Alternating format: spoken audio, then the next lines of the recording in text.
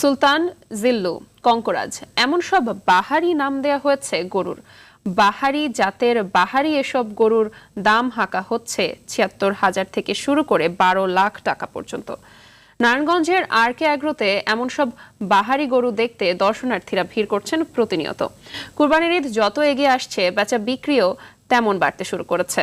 কুরবানির পশুর প্রস্তুতি নিয়ে শাকিবুর রহমানের ধারাবাহিকের তৃতীয় পর্ব ছবি তুলেছেন নাজমুল হোসাইন সাইমন। পছন্দ করে নাম দেয়া হয়েছে সুলতান। বেশভূষাও সুলতানের মতো, স্বভাব কিছুটা ঠান্ডা। রাজস্থানী হাসা জাতের এই গরুর ওজন ১ টনের বেশি। এরই মধ্যে বিক্রিও হয়েছে সুলতান। তবে খামারের মূল আকর্ষণ জিল্লু। ভুট্টি জাতের কালো গরুর নাম রাখা হয়েছে সিনেমার চরিত্র থেকে, তাই দর্শনার্থীদের আকর্ষণও বেশি জিল্লুর দিকে। চলছে দরদাম। সুলতান, জিল্লু একটা